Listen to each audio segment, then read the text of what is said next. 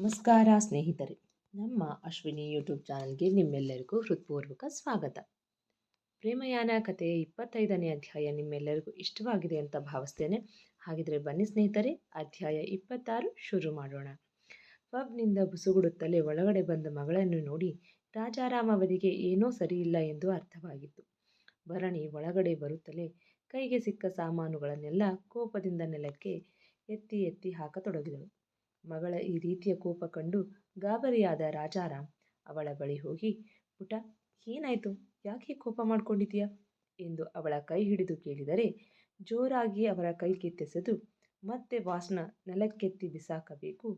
ಪುಟ, ಏನಾಯಿತು ಅಂತ ಹೇಳು, ಅದ್ಬಿಟ್ಟು ನೀ ಹೀಗೆ ಕೋಪ ಮಾಡಿಕೊಂಡ್ರೆ ನಾನು ಏನಂತ ಅರ್ಥ ಮಾಡ್ಕೋಬೇಕು ಎಂದು ಕೇಳಿದಾಗ, ನೀವು ರಂಜಿತ್ ಜೊತೆ ನನ್ನ ಮದುವೆ ಮಾಡ್ತೀನಿ ಅಂತ ಹೇಳಿದ್ರಾ ಎಂದು ಕೋಪದಿಂದ ಜೋರಾಗಿ ಉಸಿರು ತೆಗೆದುಕೊಳ್ಳುತ್ತಾ ಕೇಳಲು, ಯಾರು ಹೇಳಿದ್ದು ಎಂದರು ಆಶ್ಚರ್ಯದಿಂದ. ಹೌದೋ ಇಲ್ವೋ ಅಷ್ಟು ಹೇಳಿ ಎಂದಳು ಅಸಮಾಧಾನದಿಂದ. ನಾನು ಆ ಥರ ಹೇಳಿಲ್ಲ ಪುಟ ಎಂದಾಗ, ಹಾಗಿದ್ರೆ ಆ ರಂಜಿತ್ ಹೇಳ್ತಾನೆ, ನಾಳೆ ನಿಮ್ಮ ತಂದೆಗೆ ಮಗ ಮತ್ತು ಅಳಿಯ ನಾನೇ ಆಗಿ ಆಸ್ತಿನೆಲ್ಲ ನೋಡ್ಕೊಳ್ಳೋದು, ಜೊತೆಗೆ ನಿನ್ನ ಜವಾಬ್ದಾರಿ ಕೂಡ ನಂದೇ ಅಂತ ಎನ್ನಲು, ನೀನೊಪ್ಪಿದ್ರೆ ಮಾತ್ರ ರಂಜಿತ್ ಜೊತೆ ಮದುವೆ ಅಂತ ಹೇಳಿದ್ದು. ಅದಕ್ಕೆ ಗಿರಿ ಇಬ್ಬರು ಮೀಟ್ ಆದರೆ ಒಬ್ರನ್ನೊಬ್ರು ಅರ್ಥ ಮಾಡ್ಕೊಳ್ಳೋದಕ್ಕೆ ಸುಲಭ ಆಗುತ್ತೆ ಅಂತ ನಿನ್ನನ್ನು ರಂಜಿತ್ ಜೊತೆ ಆಚೆ ಕಳಿಸಿದ್ದು ಎಂದರೆ, ಆದರೆ ಅವನು ನೀವು ನನ್ನ ಅವನಿಗೆ ಕೊಟ್ಟು ಮದುವೆ ಮಾಡ್ತೀರಿ ಅನ್ನೋ ರೀತಿಯಲ್ಲಿ ಹೇಳ್ದ. ನಿಮಗೆ ಗೊತ್ತಾ ಡ್ಯಾಡಿ, ಅವ್ನು ನನ್ನ ಜೊತೆ ಎಷ್ಟು ಕೆಟ್ಟದಾಗ ನಡ್ಕೊಂಡ ಅಂತ ಎಂದಳು ಕಣ್ ತುಂಬಿಕೊಂಡು. ಏನು ಮಾಡ್ದ ಪುಟ ಎಂದು ಕೇಳಿದರು ಗಾಬರಿಯಾಗಿ. ನನಗೆ ಕಿಸ್ ಮಾಡೋದಕ್ಕೆ ಬಂದ, ಜೊತೆಗೆ ನನ್ನ ಜೊತೆ ಸಮಯ ಕಳಿಬೇಕಂತೆ, ಅದಕ್ಕೆ ರೂಮಿಗೆ ಹೋಗೋಣ ಬಾ ಅಂದ ಎಂದವಳ ಕೆನ್ನೆಯ ಮೇಲೆ ಕಂಬನಿ ಜಾರಿತು. ಇಂಥ ಲೋಫರ್ ಜೊತೆ ನಾನು ಮದುವೆ ಮಾಡೋದಕ್ಕೆ ಹೊರಟಿದ್ದೀರಾ ಡ್ಯಾಡಿ ಎಂದು ಕೇಳಿದಳು ಬೇಸರದಿಂದ. ಇಲ್ಲ ಕಂದ, ನಿನಗೆ ರಂಜಿತ್ ಇಷ್ಟ ಇಲ್ಲ ಅಂದರೆ ನಾನು ನಿನಗೆ ಬಲವಂತ ಮಾಡಲ್ಲ. ಏನೋ ಕುಡ್ದಿದ್ದು ಜಾಸ್ತಿ ಆಗಿ ಆ ರೀತಿ ನಡ್ಕೊಂಡಿರಬೇಕು. ಮೊದಲೇ ಫಾರಿನಲ್ಲಿ ಕಲ್ತು ಬಂದಿದ್ದಾನೆ ಎಂದರೆ, ಡ್ಯಾಡಿ ನೀವು ಅವನ್ನ ಸಮರ್ಥಿಸ್ಕೊಳ್ಳೋದಕ್ಕೆ ಬರಬೇಡಿ. ನಾನು ಯಾವುದೇ ಕಾರಣಕ್ಕೂ ಆ ರಸ್ಕಲ್ ರಂಜಿತ್ನ ಮದುವೆ ಆಗೋದಿಲ್ಲ ಎಂದು ಕಡ್ಡಿ ತುಂಡಾದ ಹಾಗೆ ಹೇಳಿ ತನ್ನ ರೂಮಿಗೆ ಹೋಗಿಬಿಟ್ಟಳು.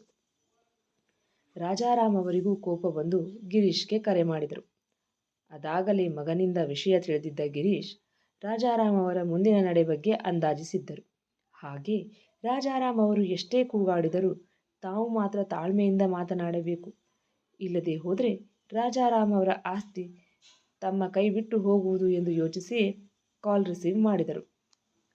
ಹಲೋ, ಹೇಳು ರಾಜಾರಾಮ್ ಎನ್ನುತ್ತಿದ್ದ ಹಾಗೆ, ಏನು ಹೇಳೋದು, ನಿನ್ನ ಮಗ ನನ್ನ ಮಗಳ ಜೊತೆ ನಡ್ಕೊಂಡ ರೀತಿ ಕೇಳಿ ಕೆನ್ನೆಗೆ 4 ಬಾರಿಸೋಷ್ಟು ಕೋಪ ಬರ್ತಿದೆ. ಆದರೂ ನಾನು ಯಾಕೆ ಸುಮ್ಮನಾದೆ ಹೇಳು, ನನ್ನ ಗೆಳೆಯನ ಮಗ ಅನ್ನೋ ಒಂದೇ ಕಾರಣಕ್ಕೆ. ಅವನು ನಿನ್ನ ಮಗ ಆಗದೆ ಹೋಗಿದ್ದಿದ್ರೆ ನಮ್ಮ ಜೀತು ಕೈಯಲ್ಲಿ ಸತ್ತೇ ಹೋಗ್ತಿದ್ದ ಎಂದು ಗುಡುಗಿದರು. ಏನಾಯಿತು ರಾಜಾರಾಮ್, ಯಾಕೆಷ್ಟು ಕೋಪ? ವಿಷಯ ಗೊತ್ತಿದ್ದರೂ ಗೊತ್ತಿಲ್ಲದವರಂತೆ ಕೇಳಿದ್ದ. ಯಾಕೆ ನಿನ್ನ ಮಗ ನಿನಗೇನು ಹೇಳಿಲ್ವಾ ಎಂದು ಕೇಳಿದರೆ, ಇಲ್ಲ ರಾಜಾರಾಮ್, ಅವನು ಬರ್ತಿದ್ದ ಹಾಗೆ ರೂಮ್ ಸೇರ್ಕೊಂಡು ಬಿಟ್ಟ ಎಂದು ಅನಾಯಾಸವಾಗಿ ಸುಳ್ಳೊಂದು ಹೇಳಿದರು. ರಾಜಾರಾಮ್ ಅವರು ಭರಣಿ ಜೊತೆ ರಂಜಿತ್ ನಡೆದುಕೊಂಡ ರೀತಿಯನ್ನು ವಿವರಿಸಿ, ನೋಡು ಗಿರಿ, ನಾವು ಬೀಗರಾಗೋದಕ್ಕಿಂತ ಬಿಸ್ನೆಸ್ ಪಾರ್ಟ್ನರ್ ಆಗಿರೋದೇ ಸಾಕು. ನನ್ನ ಮಗಳು ನಿನ್ನ ಮಗ ನಡ್ಕೊಂಡ ರೀತಿಗೆ ತುಂಬ ಬೇಜಾರು ಮಾಡಿಕೊಂಡ್ಳು. ಹಾಗೆ ಅವಳಿಗೆ ಈ ಮದುವೆ ಬಿಲ್ಕುಲ್ ಇಷ್ಟ ಇಲ್ಲ ಅಂತ ಹೇಳಿದ್ಲು. ನಿನ್ನ ಮಗ ನಡ್ಕೊಂಡ ರೀತಿಗೆ ನನಗೂ ಈ ಮದುವೆ ಇಷ್ಟ ಇಲ್ಲ ಗಿರಿ, ಈ ವಿಷಯನ ಇಲ್ಲಿಗೆ ಬಿಟ್ಬಿಡು ಎನ್ನಲು, ರಾಜಾರಾಮ್ ಏನೋ ದುಡುಕ್ ಸ್ವಭಾವ, ಡ್ರಿಂಕ್ಸ್ ಮಾಡಿದ್ದ ಅನಿಸುತ್ತೆ, ಮೊದಲೇ ವಿದೇಶದಲ್ಲಿ ಓದಿದವನು, ನಿನ್ನ ಮಗಳು ತುಂಬ ಮಾಡರ್ನ್ ಅಂತ ಹಾಗೆ ನಡ್ಕೊಂಡಿದ್ದಾನೆ. ಪ್ಲೀಸ್ ನಾನು ಅವನಿಗೆ ಬುದ್ಧಿ ಹೇಳ್ತೀನಿ, ಬೇಕಿದ್ರೆ ಭರಣಿ ಹತ್ರ ನನ್ನ ಮಗನ ಕಡೆಯಿಂದ ಸಾರಿ ಕೂಡ ಕೇಳಿಸ್ತೀನಿ ಎಂದರೆ, ಇಲ್ಲ ಗಿರಿ, ನಾನು ನನ್ನ ಮಗಳನ್ನು ಮದುವೆ ವಿಷಯದಲ್ಲಿ ಬಲವಂತ ಮಾಡಲ್ಲ.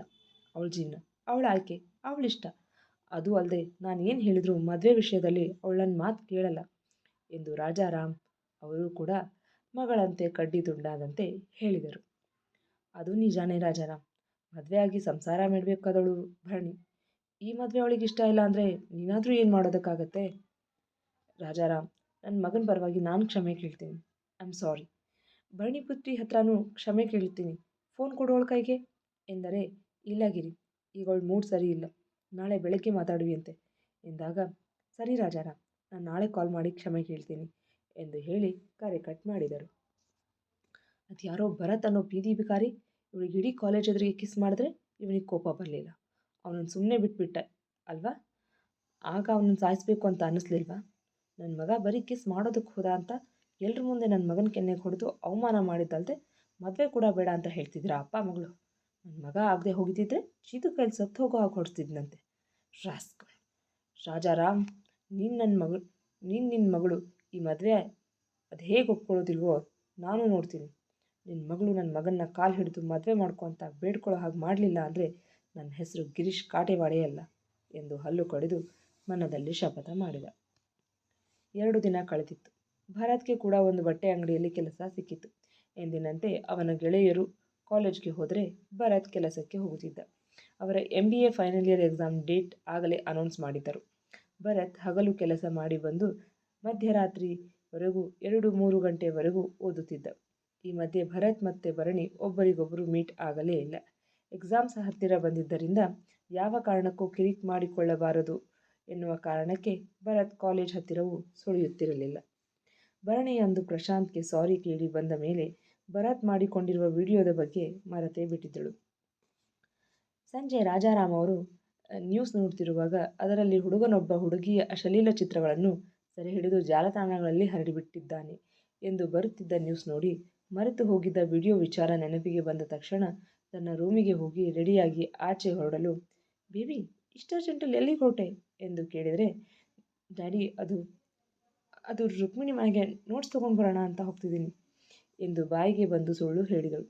ಓ ಹೌದಾ, ಸರಿ, ಹಾಗಿದ್ರೆ ಒಬ್ಬಳೇ ಹೋಗಬೇಡ, ಜೀತುನ ಕರ್ಕೊಂಡು ಹೋಗು ಎಂದರೆ, ಸರಿ ಡ್ಯಾಡಿ ನಾನು ಹೋಗಿ ಬರ್ತೀನಿ ಎನ್ನಲು, ಸರಿ ಕಂದ ಹುಷಾರು ಎನ್ನುತ್ತಿದ್ದ ಹಾಗೆ ಆಚೆ ಓಡುವ ನಡಿಗೆಯಲ್ಲಿ ಹೋಗಿ ಕಾರ್ ಏರಿ ಕೂತು, ಜೀತು ಕಮ್ ಫಾಸ್ಟ್ ಎಂದು ಕೂಗಿದಳು. ಕಾರಲ್ಲಿ ಕೂತು ಅಂದು ಭರತ್ ಮೆಸೇಜ್ ಮಾಡಿದ್ದ ನಂಬರ್ ತೆಗೆದು ಅವನಿಗೆ ಕಾಲ್ ಮಾಡಿದಳು. ಆಗಷ್ಟೇ ಕೆಲಸ ಮುಗಿಸಿ ತನ್ನ ರೂಮ್ ಕಡೆ ಹೊರಟಿದ್ದ ಭರತ್ ತನ್ನ ಫೋನ್ ರಿಂಗ್ ಆದ ಸದ್ದಿಗೆ ಬೈಕ್ ನಿಲ್ಲಿಸಿ ಕಾಲ್ ರಿಸೀವ್ ಮಾಡಿದ್ದ. ಹಲೋ, ಯಾರು ಮಾತಾಡ್ತಿರೋದು ಎಂದು ಕೇಳಿದಾಗ, ಹಲೋ ನಾನು ಭರಣಿ ಮಾತಾಡ್ತಿರೋದು ಎನ್ನುತ್ತಿದ್ದ ಹಾಗೆ, ವಾಟ್? ಕ್ಷಣ ತನ್ನ ಕಿವಿ ತಾನೇ ನಂಬದಾದ. ತನ್ನ ಕೈ ತಾನೇ ಚಿವುಟಿಕೊಂಡು ಕನ್ಫರ್ಮ್ ಮಾಡಿಕೊಂಡು, ಅರೆ ಇವಳೇ ನನಗೆ ಕಾಲ್ ಮಾಡಿದಾಳೆ, ಅದು ಇಷ್ಟೊತ್ತಿನಲ್ಲಿ ಎಂದುಕೊಂಡವ, ಹಾಂ ಹೇಳು, ಯಾಕೆ ಕಾಲ್ ಮಾಡಿದ್ದು ಎಂದು ಕೇಳಿದರೆ, ಅದು ನಾನು ನಿನ್ನನ್ನು ಈಗಲೇ ಮೀಟ್ ಮಾಡಬೇಕು ಎಂದಳು ಒಂದೇ ಉಸಿರಿಗೆ. ಯಾಕೆ ಎಂದು ತಕ್ಷಣ ಭರತ್ ಕಡೆಯಿಂದ ಪ್ರಶ್ನೆಯೊಂದು ತೂರಿ ಬಂದಿತ್ತು. ಪ್ಲೀಸ್, ಫೋನಲ್ಲಿ ಹೇಳೋದಕ್ಕಾಗಲ್ಲ, ಮೀಟಾಗಿ ಮಾತಾಡಬಹುದಲ್ವಾ ಎಂದು ಮೃದುವಾಗಿ ಕೇಳಿದರೆ ಭರತ್ಗೆ ಕ್ಷಣ ಆಶ್ಚರ್ಯವಾಗಿತ್ತು. ಇವಳೇನು ಸಾಫ್ಟಾಗಿ ಮಾತಾಡ್ತಿದ್ದಾಳೆ ಎಂದುಕೊಂಡವ, ಆಗಲ್ಲ, ನಾನು ಸ್ವಲ್ಪ ಬ್ಯುಸಿ ಎಂದನು ಗಂಭೀರವಾಗಿ. ಪ್ಲೀಸ್ ಹಾಗೆ ಹೇಳಬೇಡ, ಮುಖ್ಯವಾದ ವಿಷಯ ಅದಕ್ಕೆ ಎನ್ನಲು ಭರತ್ಗೆ ಒಂದು ಅಂದಾಜು ಸಿಕ್ಕಿತ್ತು. ಅವಳು ಕಾಲ್ ಮಾಡಿ ಮಾತನಾಡಬೇಕು ಎಂದು ಹೇಳುತ್ತಿರೋ ವಿಷಯ ತಾನು ವಿಡಿಯೋ ಮಾಡಿಕೊಂಡಿದ್ದರ ಬಗ್ಗೆನೇ ಎಂದು. ಸರಿ, ಕಾಲೇಜ್ ಪಾರ್ಕ್ ಹತ್ರ ಬಾ ಎಂದರೆ, ಅಲ್ಲಿ ಬೇಡ, ಯಾವುದಾದ್ರೂ ಕಾಫಿ ಶಾಪ್ ಎಂದು ಕೇಳಲು, ನಾನು ಆಗಲೇ ಹೇಳಿದೆ ತಾನೇ ಬ್ಯುಸಿ ಇದ್ದೀನಿ ಅಂತ ಗಡುಸಾಗಿ ಹೇಳಲು, ಅದು ಕಾಲೇಜ್ ಪಾರ್ಕ್ ಹತ್ರ ಬರೋದಕ್ಕಾಗಲ್ಲ, ಇಲ್ಲೇ ಕ್ಯಾಪಿಚಿನೋ ಕಾಫಿ ಶಾಪ್ ಇದೆಯಲ್ವಾ ಅಲ್ಲಿಗೆ ಬಾ ಎಂದು ರಿಕ್ವೆಸ್ಟ್ ಮಾಡಿಕೊಳ್ಳುವ ರೀತಿಯಲ್ಲಿ ಹೇಳಿದಾಗಲೂ ಅಲ್ಲಿಗೆಲ್ಲ ಬರೋದಕ್ಕಾಗಲ್ಲ ಎಂದ ಬಿಗುಮಾನ ಬಿಡದೆ. ಭರಣಿಗೂ ಕೋಪ ಬಂದು, ಏಯ್ ನೀನು ಹೇಳಿದ್ದಲ್ಲೂ ನನಗೂ ಬರೋದಕ್ಕಾಗಲ್ಲ ಎನ್ನುತ್ತಿದ್ದ ಹಾಗೆ, ಹೋಗಲಿ ಪಾಪ ರಿಕ್ವೆಸ್ಟ್ ಮಾಡ್ಕೊಡ್ತಿದ್ದಾಳೆ ಅಂತ ಮೀಟ್ ಆಗೋಣ ಅಂತ ಒಪ್ಕೊಂಡ್ರೆ ನನ್ನ ಹತ್ರನೇ ಕೊಪ್ಪು ತೋರಿಸ್ತೀಯಾ? ಪಮೇರಿಯನ್ ನಾನು ಬರೋದಿಲ್ಲ ಎಂದು ಹೇಳಿ ಕರೆ ತುಂಡರಿಸಬೇಕು. ಹೇ ವೇಟ್, ಸರಿ ನಾನು ಬರ್ತೀನಿ ಕಾಲೇಜ್ ಪಾರ್ಕ್ ಹತ್ರ ಎಂದಳು ಬೇರೆ ದಾರಿ ಕಾಣದೆ. ಗುಡ್, ಬೇಗ ಬಾ, ನಂಗೆ ಮಾಡೋದಕ್ಕೆ ತುಂಬ ಕೆಲಸ ಇದೆ ಎಂದು ಮತ್ತೆ ಹೇಳಿದ ಗಂಭೀರವಾಗಿ.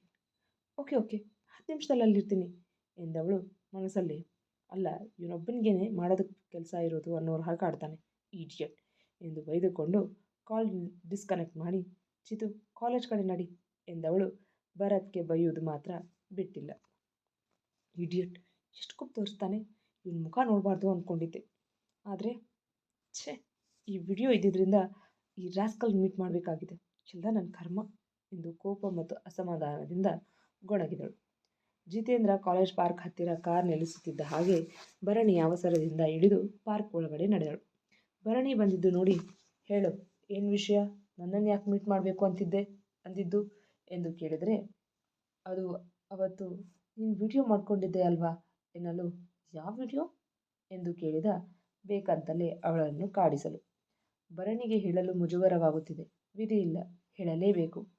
ಅದು ನೀನು ನನ್ನನ್ನು ಬ್ಲ್ಯಾಕ್ ಮೇಲ್ ಮಾಡಿ ಆ ಈಡಿಯಟ್ಗೆ ಸಾರಿ ಕೇಳೋ ಹಾಗೆ ಮಾಡಿದ್ಯಲ್ಲ ಆ ವಿಡಿಯೋ ಎಂದರೆ, ಇಡಿಯಟ ಎಂದು ಕಣ್ಣು ಸಂಕುಚಿಸಿ ಕೇಳಲು, ಅಲ್ಲ, ನಿನ್ನ ಫ್ರೆಂಡ್ಗೋಸ್ಕರ ಬ್ಲ್ಯಾಕ್ ಮೇಲ್ ಮಾಡಿದೆ ಎಂದರೆ, ನಾನು ನಿನ್ನನ್ನು ಬ್ಲ್ಯಾಕ್ ಮೇಲ್ ಮಾಡಿದ್ನಾ ಎಂದು ಆಶ್ಚರ್ಯ ನಟಿಸುತ್ತಾ ಯೋಚನೆ ಮಾಡುವಂತೆ ಮುಖ ಮಾಡಲು, ಅದೇ ಅದು ನಾನು ಸ್ನಾನ ಮಾಡುವಾಗ ಮಾಡ್ಕೊಂಡಿದ್ದ ವಿಡಿಯೋ ಎಂದಳು ಮುಜುಗರದಿಂದ. ಓ ಅದಾ, ಯಾಕೀಗ ಎಂದು ಕೇಳಿದರೆ, ನೀನು ಅವನ ಹತ್ರ ಕ್ಷಮೆ ಕೇಳಿದ್ರೆ ವಿಡಿಯೋ ಡಿಲೀಟ್ ಮಾಡ್ತೀನಿ ಅಂದಿದ್ಯಲ್ವಾ, ಅದನ್ನೇ ಕೇಳ್ತಿರೋದು.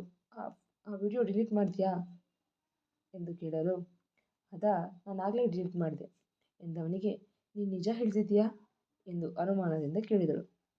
ನಿಜಾನೇ ಹೇಳ್ತಿದ್ದೀನಿ ಎಂದರೆ ನಾನು ಹೇಗೆ ನಂಬಲಿ ನಿನ್ನನ್ನು, ನೀನು ಸುಳ್ಳು ಹೇಳ್ತಿದ್ರೆ ಎಂದು ನಂಬಿಕೆ ಬರದೆ ಕೇಳಲು, ಸರಿ, ನಿನ್ನ ನಂಬಿಕೆ ಬರ್ತಿಲ್ಲ ಅಂದರೆ ತಗೋ ನನ್ನ ಫೋನ್, ನೀನೇ ಚೆಕ್ ಮಾಡ್ಕೊ ಎಂದಿದ್ದೇ ತಡ ಅವನ ಕೈಯಿಂದ ಅವಸರವಾಗಿ ಮೊಬೈಲ್ ತೆಗೆದುಕೊಂಡು ವಿಡಿಯೋ ಹುಡುಕಿದಳು. ಅದರಲ್ಲಿ ಅವಳ ಯಾವ ವಿಡಿಯೋ ಕೂಡ ಇರಲಿಲ್ಲ. ಈಗ ಅವಳ ಮನಸ್ಸಿಗೆ ಸಮಾಧಾನವಾಯಿತು. ವಾಪಸ್ ಅವನಿಗೆ ಮೊಬೈಲ್ ಕೊಟ್ಟಳು. ಈಗ ನಿನ್ನ ಅನುಮಾನ ಕ್ಲಿಯರ್ ಆಯಿತಾ ಎಂದು ಕೇಳಲು, ಭರತ್ಗೇನು ಉತ್ತರಿಸದೆ ಜಿತು ನಡಿ ಎಂದು ಕಾರ್ ಹತ್ತಿರ ಹೋಗಲು, ಭರತ್ ಕೂಡ ತನ್ನ ಬೈಕ್ಗೆ ಸ್ಟಾರ್ಟ್ ಮಾಡಿ, ಓಯ್ ಪೊಮೇರಿಯನ್, ಆ್ಯಕ್ಚುಲಿ ನಾನು ನಿನ್ನ ಸ್ನಾನ ಮಾಡ್ತಿರೋದನ್ನು ವೀಡಿಯೋ ಮಾಡಿಕೊಂಡೇ ಇರಲಿಲ್ಲ. ಸುಮ್ಮನೆ ನಿನ್ನನ್ನು ಹೆದರಿಸೋದಕ್ಕೋಸ್ಕರ ನಿನ್ನ ಮಲಗಿ ಎದ್ದು ಕಾಫಿ ಕುಡಿದು ಸ್ನಾನಕ್ಕೆ ಬಾತ್ರೂಮ್ ಹೋಗೋವರೆಗೂ ಮಾತ್ರ ವಿಡಿಯೋ ಮಾಡಿಕೊಂಡಿದ್ದೆ ಎಂದು ಹೇಳಿ ಮುಂದೆ ಹೋದ. ಅಂದರೆ ನನ್ನನ್ನು ಹೆದರಿಸೋದಕ್ಕೆ ಆ ಥರ ಸುಳ್ಳು ಹೇಳಿ ವಿಡಿಯೋ ಮಾಡಿದ್ದೀನಿ ಅಂತ ನಾಟಕ ಮಾಡಿದ್ಯಾ, ಅದು ಆ ಪ್ರಶಾಂತ್ ಹತ್ರ ಸಾರಿ ಕೇಳಿಸೋದಕ್ಕೆ ಎಂದು ಹೇಳಿಕೊಂಡವಳು ಆ ಎಂದು ಕಿರುಚಿ, Bharat, I will kill you ಎಂದು ಹಲ್ಲು ಕಡಿದಾಗ ಅವಳಿಗೇನು ಉತ್ತರಿಸದ ಭರತ್ ನಗುತ್ತಾ ಮುಂದೆ ಸಾಗಿದ. ಮುಂದುವರಿಯುವುದು. ಕೇಳಿದ್ರಲ್ವಾ ಸ್ನೇಹಿತರೆ, ಪ್ರೇಮಯಾನ ಕಥೆಯ 26ನೇ ಅಧ್ಯಾಯ. ಈ ಸಂಚಿಕೆ ನಿಮಗೆ ಇಷ್ಟವಾಗಿದ್ದರೆ ಒಂದು ಲೈಕ್ ಕೊಡಿ, ನಿಮ್ಮ ಅಭಿಪ್ರಾಯವನ್ನು ಕಮೆಂಟ್ನಲ್ಲಿ ತಿಳಿಸಿ. ಹಾಗೆ ಇನ್ನೂ ಯಾರೆಲ್ಲ ನಮ್ಮ ಚಾನಲ್ ಸಬ್ಸ್ಕ್ರೈಬ್ ಮಾಡಿಲ್ವೋ ಈಗಲೇ ಸಬ್ಸ್ಕ್ರೈಬ್ ಮಾಡ್ಕೊಳ್ಳಿ. ಪಕ್ಕದಲ್ಲಿರೋ ಬೆಲ್ ಐಕಾನ್ ಒತ್ತೋದನ್ನು ಮರಿಬೇಡಿ. ಹಾಗೆ ಮುಂದಿನ ಅಧ್ಯಾಯದಲ್ಲಿ ಮತ್ತೆ ಸಿಗೋಣ. ಧನ್ಯವಾದಗಳು.